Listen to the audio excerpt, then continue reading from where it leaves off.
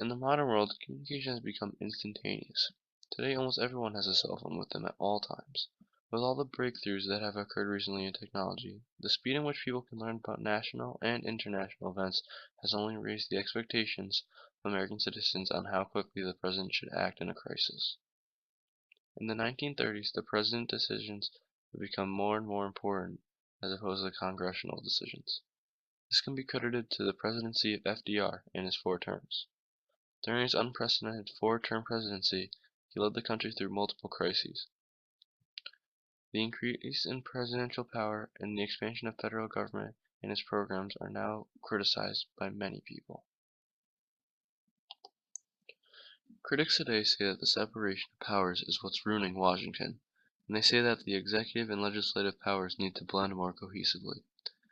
Throughout time, it seems like the president raises the expectations of the public and what the president can actually do. With the modern presidency, individuals who are gifted speakers and have charisma find it easy to bypass the resistance that comes from Congress on legislation. This is bad because presidents can get legislation passed with little debate. This trend has been increasingly significant since the legendary presidency of Ronald Reagan.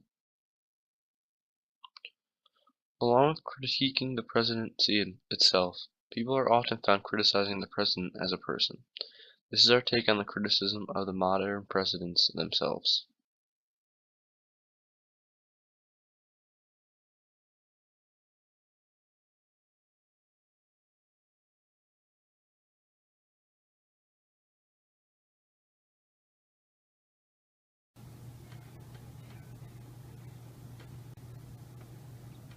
President Clinton, what do you have to say about the accusations that you slept with Monica Lewinsky? Well, I really gave it to her good, didn't I? I did not have sexual relations with that woman.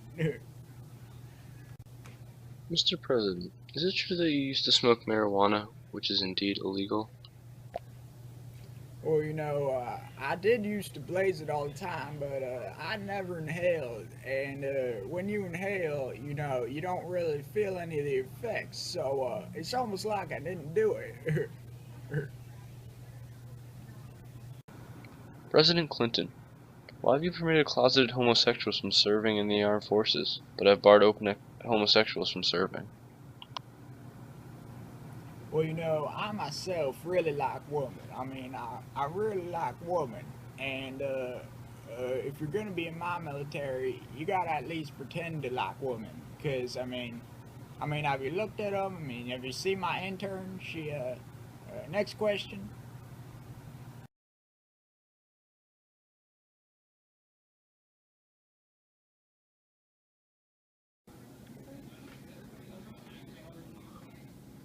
President Bush, we'd like to ask you a few questions regarding your presidency, if you can handle that.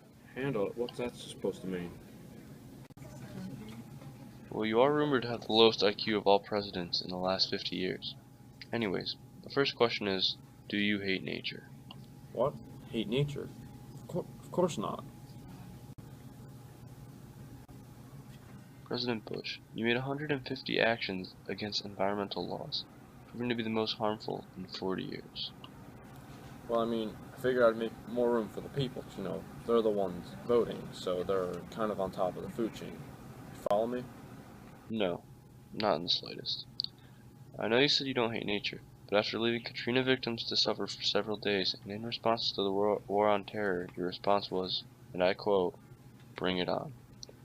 Do you hate humans too? No, that's just silly. I love people. I only want what's best for my people. Well, that's unfortunate, because the feeling is evidently not mutual. President Bush, not many other presidents can say if they lost the popular vote, still won the presidency.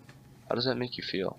Well, you see, I like to think that maybe I wasn't popular at the time being, but due to our unflawed election process, the Electoral College made sure the rightful candidate made it to the White House. Yours truly.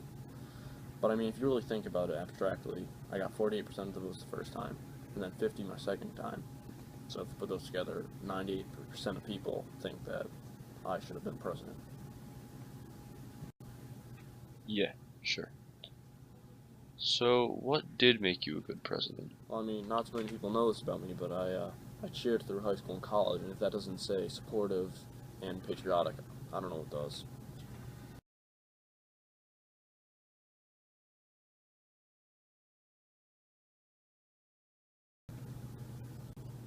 President Obama, is it true that you abused alcohol and marijuana during your youth? Once in a while, me and my colleagues, we might have possibly become intoxicated, and maybe once in a while we might have smoked cannabis. We used to call ourselves the Choom Gang. Have you used any illegal drugs since your teenage years? No. Yes. Maybe. In your campaign, you promised to eliminate all oil and gas tax loopholes, expand the Child Independent Care Act, require publicly traded financial partnerships to pay the corporate income tax, close loopholes in the corporate tax deductibility of CEO pay, create a foreclosure prevention fund for homeowners, provide option for a pre-filled out tax form, create a mortgage interest tax credit for non-itemizers. Must I go on? How do you feel about all these broken promises? Well, isn't breaking campaign promises all a part of politics? By the way, you left out retirement savings tax credits for low-income families and ending income tax for seniors who make less than 50%, $50,000. President Obama, how do you feel about the Affordable Health Care for America Act?